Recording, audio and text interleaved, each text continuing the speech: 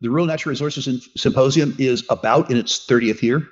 It's held July 7 through 11 in Boca Raton, Florida, or importantly, via live stream, wherever you happen to be. Whether you attend live or via live stream, we have a unique offer, which is this.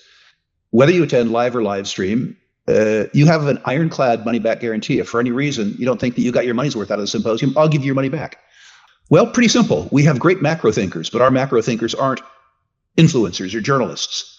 They're people who live the life in the organizations that they talk about. An example would be David Stockman talking about the budget. He ran the Office of Management and Budget under the Reagan Revolution. He wrote the book, The Triumph of Politics, which describes how Democratic and Republican senators derailed the Reagan Revolution within 6 months of inauguration. In a biblical sense, from the belly of the beast. He was a player. Daniela DiMardino Booth will talk to you about the Fed, not as a journalist, but rather as a former Fed researcher.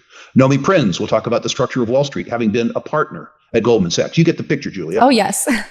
Players, not journalists. We move on to analysts who've been in the natural resource space 30 years, people who've made money in bear markets and bull markets and know the difference between the two. Living legends, people who have built multi-billion-dollar oil and gas or mining companies from scratch, telling you how they did it, more importantly, telling you how to identify the $15 or $20 million market cap company that could be a $2 to $3 billion market cap company. So I look forward to hosting all of you, either live or via live stream. By the way, we will give you between 50 and 55 hours of programming. To that end, we record every part of the proceedings, all the breakout sessions, everything. You'll have access to the tapes for 12 months after the conference, and you'll need it. We give you more programming than you can absorb. Further, we interview every single exhibitor and every single speaker before the conference. Those interviews are available to you whether or not you attend the conference. You can find them at the Rule Classroom or the Rule Investment Media site on YouTube. I also need to say, in my uncharitable moments, that I love who he's made angry. I don't like the fact that the country is more angry, but I do like who he has made angry. My suspicion is that if he makes the socialists more upset, that they'll focus their ire on him as opposed to on me. And I think that's a good thing. I think everything else has been a disaster, much as we talked about before he was inaugurated. Let's start with the Department of Government Efficiency. If you were going to cut the size of government, why would you pass a budget that proposed to take the debt ceiling off and runs the fourth largest projected deficit? Department of Government Efficiency has been an out and out failure. Mm-hmm. If there was any of the fraud that they claimed there was, where are the indictments? Fraud is an indictable offense. I see no indictments. The cuts, where are the cuts? All I see is spending. The spending increases now. The cuts occur 3 or 4 years from now.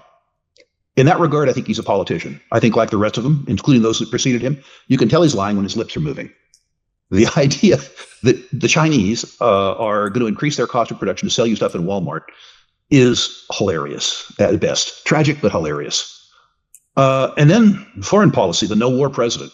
Now, listen, when I compare Trump with the alternative, which was Kamala Harris, or the predecessor, Biden, probably there's no qualitative difference. Tweedledum, Tweedledummer, interchangeable. But I have to say that the Trump presidency, like the Biden presidency, has been disastrous. What I like, Julia, is this. We have an amazing culture in the United States. It's still a can-do culture. It's still a place where 4 or 5 kids can commandeer a garage in Sunnyvale and out pops Google or out pops Apple.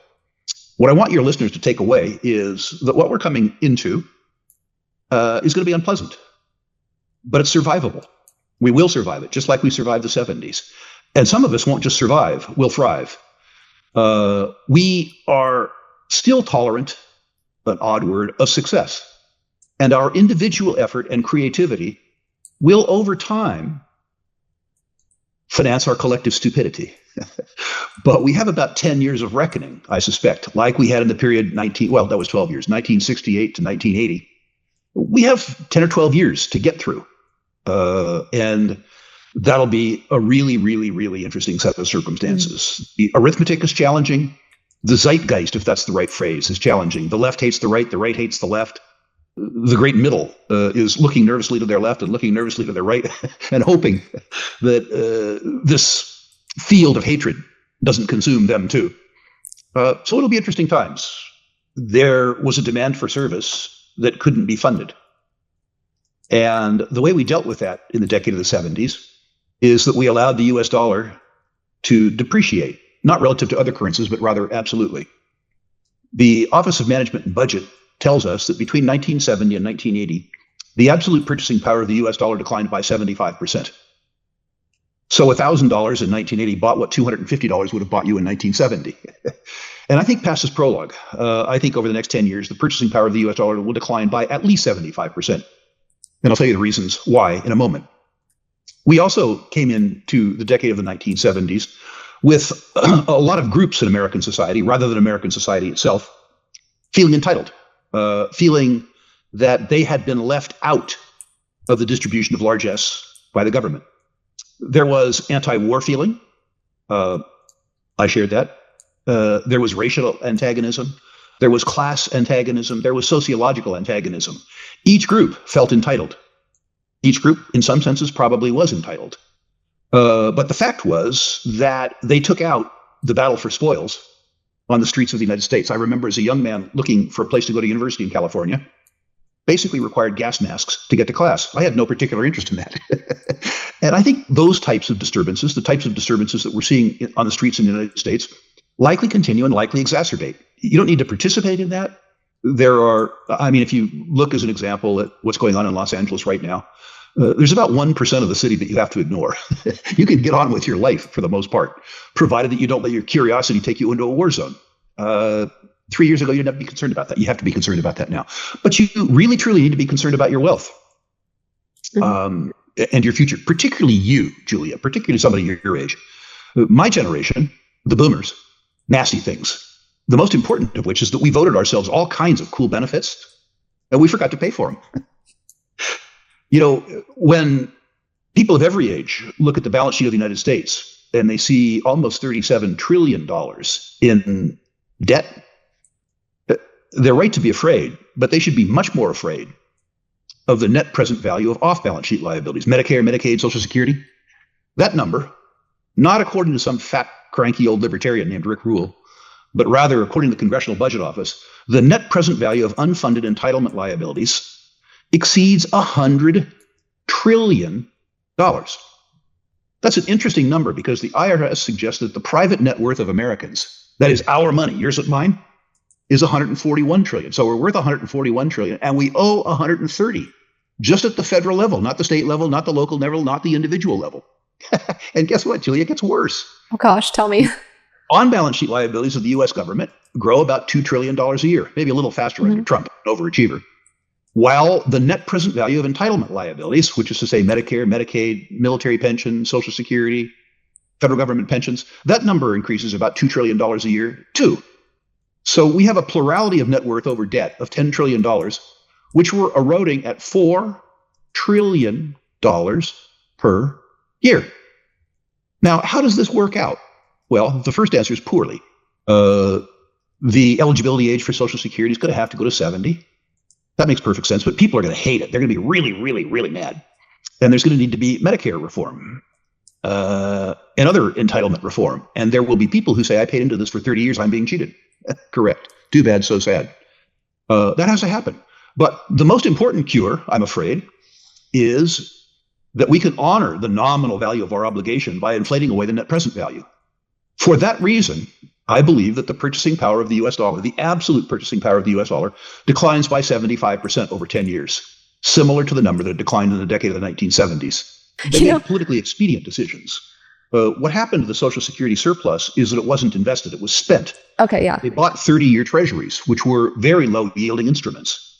And the 30-year treasuries were spent funding current government expenditures. How is that different from like a Ponzi then? It isn't. But I think that the US dollar will still be the liquidity mechanism of choice because I don't think there's any other alternatives. My friend Doug Casey says the US dollar is an I owe you nothing, but the euro is a who owes you nothing.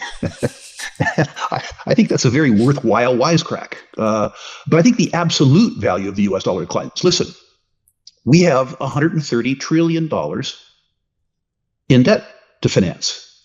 And we also have to pay back the principal. The $100 trillion isn't owed to some mythical creditor. It can't be rolled over.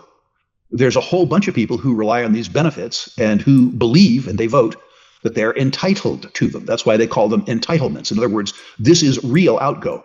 The only way that we can honor, if that's the right phrase, $100 trillion in nominal net present value is to inflate away the real value. That's the only way we can do it. Some old, bald, fat, white guy, Rick Rule, who gets $4,000 a month or whatever I get from Social Security, will continue to get it. It's just that the 4,000 won't buy as much.